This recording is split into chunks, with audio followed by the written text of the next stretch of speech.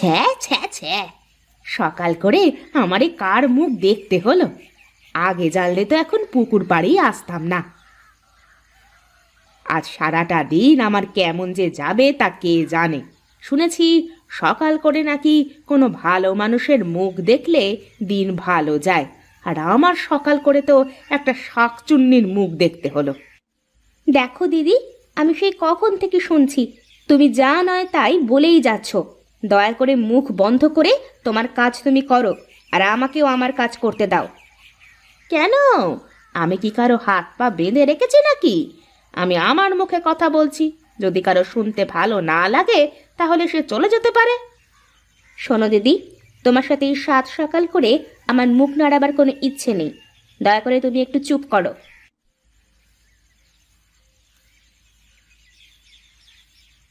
কতবার করে বললাম, ওগো চলো আমরা বাড়িটা আলাদা করে ফেলি। শুনলো না আমার কথা।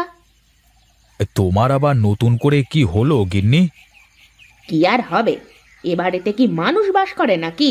সবাই তো বড় বড় অফিসার, সবাই কত ভালো মানুষ।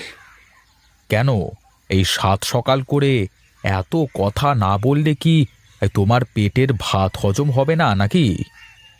খেতেই তো পারলাম না, হজম কি হবে? এ বাড়ির লোকের জন্য কি শান্তিতে একটু খাওয়ার জো আছে? আহা, কি হয়েছে একটু বলবে তো? এইদিকে এসে বসো। কি এমন হয়েছে যে সকাল করে এত কথা শোনালে?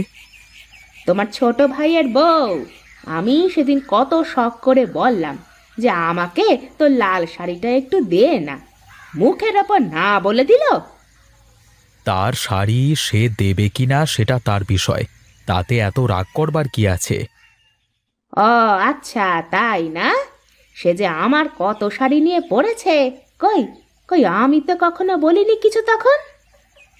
আচ্ছা আচ্ছা, এখন কি হয়েছে সেটা বলো তো আগে। শোনো, অত কথা বলতে পারবো না। তুমি আমাকে অন্য বাড়িতে নিয়ে চলো, তা না হলে আমি আমার বাপের বাড়িতে চলে যাব। বেশ তো, অনেকদিন যাও না, গিয়ে দুদিন বেরিয়ে এসো। বেড়াতে যাব না, গেলে আর এ বাড়িতে আসবো না, এই আমি বলে দিলুম।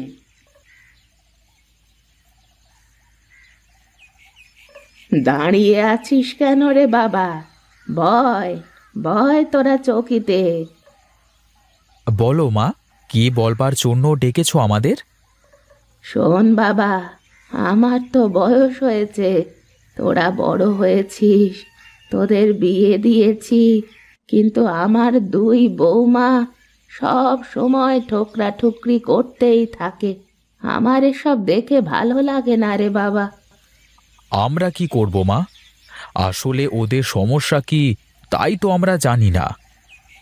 কই, আমরা দু ভাই তো কখনো ঝগড়াঝাটি করি না। আর তাছাড়া ওরা কি তোমার সাথে খারাপ ব্যবহার করে নাকি মা? আমার সাথে খারাপ ব্যবহার কেউই করে না, কিন্তু দুজনে যদি সব সময় এমন ঠুকরা ঠুকরি করতে থাকে তাহলে তো বাড়ির পরিবেশ নষ্ট হয়ে যাবে রে বাবা। আচ্ছা মা, ঠিক আছে, আমরা দেখছি কি করা যায়। আর কিছুদিন পর এ বাড়িতে নতুন অতিথি আসবে, আমার নাতি নাতনিরা আমার সাথে খেলা করবে। তারা যদি বড় হয়ে ওদের এরকম দেখে তাহলে তো ওরাও শিখে যাবে। তোমার কোনো চিন্তা করবার দরকার নেই মা, আমরা দেখছি। এই যে দাগ দেওয়া আছে উঠোন বরাবর, এর এক পাশ আমি ঝাড়ু দেব, আর এক পাশ যার ইচ্ছে সে ঝাড়ু দেবে। কারো দিকের ময়লা যেন আমার দিকে না আসে। এ কি, উঠানের মাঝখান দিয়ে এভাবে দাগ কাটা কিসের শুনি? আপনার বড় বৌমা উঠানে দাগ কেটে দিয়েছে যাতে এ পাশের ময়লা ও পাশে না যায়। এ কি কথা বড় বৌমা, এক বাড়িতে থেকে যদি তোমরা এরকম করো তাহলে কি ভালো দেখায় বলো? আমি অত কিছু বুঝি নে, আমি কারোর সাথে কথা বলতে চাই নে। দেখেন মা, আপনার মুখের ওপর কেমন করে না বলে দিল। এ কেমন কথা বড় বৌমা? আচ্ছা, তোমার সাথে ছোট বৌমার কি নিয়ে এত বিরোধ আমাকে বলবা একটু? দেখেন মা, আপনি আমাদের মধ্যে কথা না বললেই ভালো হয়। ওমা ওমা ওমা, এ কি কথা বললে তুমি বড় বৌমা? তুমি আমার কথাও রাখবা না? ঠিক আছে, আজ মহেশ আসুক বাড়িতে।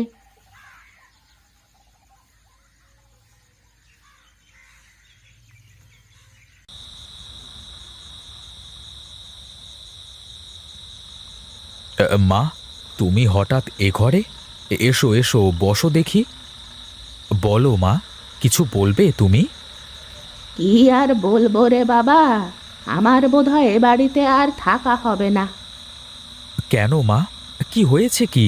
আর তুমি এ বাড়ি ছেড়ে কোথায় যাবে? যেদিকে দু চোখ যায় সেদিকে চলে যাব। আহা, কি হয়েছে সেটা বলবে তো আগে আমাকে, তারপর দেখছি কি করা যায়। আজ বড় বৌমা আমার মুখে মুখে যেভাবে কথা বলল, তাতে করে আমার আর এ বাড়িতে থাকার কোনো ইচ্ছে নেই রে বাবা। কি, ওর এত বড় সাহস? ও তোমার মুখে মুখে কথা বলে? গীতা, এইদিকে এসো তুমি। তুমি আজ মায়ের মুখে মুখে তর্ক করেছো কেন? সব দোষ ছোট বউয়ের। যদি কিছু বলতে হয় ওকে গিয়ে বলেন।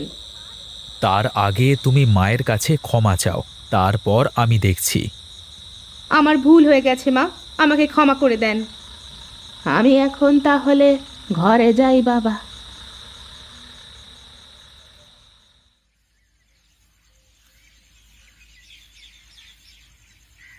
তারপর দাদা, কি খবর তোমাদের? ব্যবসা বাণিজ্য সব কেমন চলে? ব্যবসা বাণিজ্য তো ভালোই চলে রে ভাই, কিন্তু সংসারে অশান্তি। কি বলো দাদা, তোমাদের দু ভাইয়ের সংসার, তাও সংসারে অশান্তি হয়? আর বলিস নে রে ভাই, মেয়ে মানুষ সবসময় দু লাইন বেশি বোঝে, ছোট ছোট জিনিস নিয়ে ঝগড়া করে। মেয়ে মানুষ এমনই দাদা। কি হয়েছে বলবে তো একটু? ও কথা আর শোনবার দরকার নেই তোর। এখন তুই বল তো দেখি, কি করলে বাড়ির দুই বউ আবার একসাথে হবে? মনের মধ্যে যদি শয়তানি থাকে তাহলে কোনো কিছু করেই লাভ নেই দাদা। আজ বাড়িতে গিয়ে যেভাবেই হোক দুই বউয়ের মধ্যে মিল করাতে হবে। মা খুব কষ্ট পাচ্ছে ওদের ব্যবহার দেখে। বুঝলে দাদা, মেয়ে মানুষের মিল করাতে হলে দু চুলা এক করাতে হবে। ঠিক বলেছিস ভাই, তুই অনেক দিন পর একটা কাজের কথা বলেছিস। এবার দেখ আমার খেল।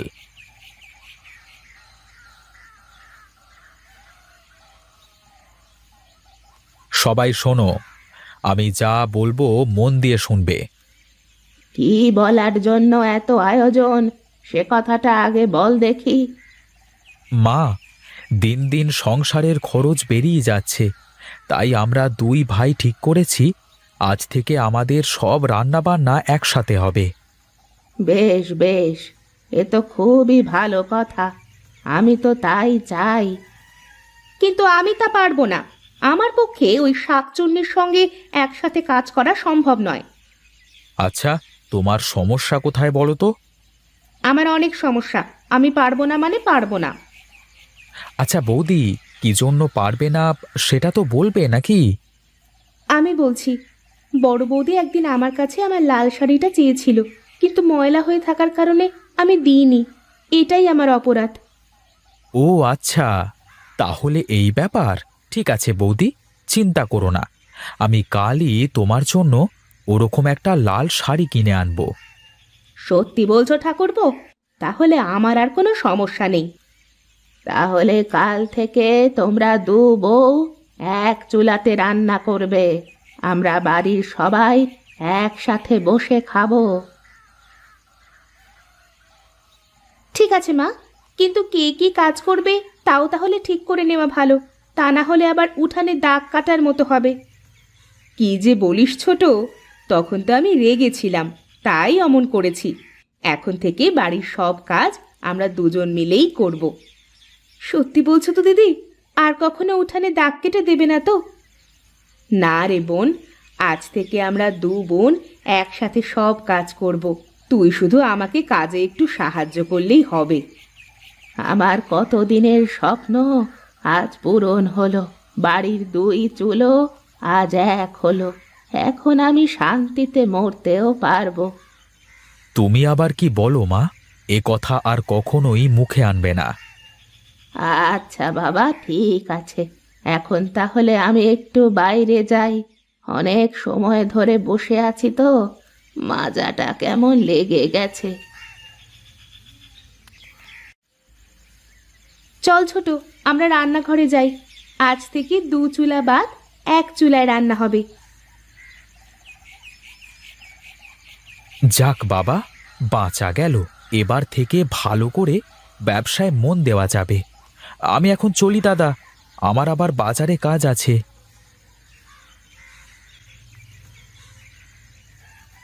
বুঝলি ছোট, তোর বিয়ের আগে ঠাকুরপো প্রতি পুজোয় আমার জন্য আর মায়ের জন্য নতুন শাড়ি কিনে আনতো। কিন্তু দিদি, এখন তো তোমার ঠাকুরপো আমার জন্যই পুজোর শাড়ি কিনতে চায় না। তুই চুপ থাকবি, কথা বলবি না। যা বলার সব আমি বলবো। দেখি সব আমার কথা না শুনে কোথায় যায়। বাহ, কি সুন্দর! দু বউ এক চুলোয় রান্না করছে। দু হাঁড়ি আজ থেকে এক হয়ে গেল। হ্যাঁ মা, আজ থেকে আমরা সবাই একসাথেই খাবো, একসাথেই থাকবো। শোন রে মা, একসাথে থাকলে মানুষ মজবুত হয়। তোরা দু বোন একসাথে থাকলে মানুষ তোদের কোনো ক্ষতি করতে পারবে না। হ্যাঁ মা, আশেপাশের মানুষজন এখন আমাদের একসাথে দেখলে কেমন যেন হিংসে করে। এজন্যই তো সব সময় একসাথে থাকতে হয়। কথায় আছে না, দশে মিলি করি কাজ, হারিয়ে যেতে নাহি লাজ। হা হা হা হা হা।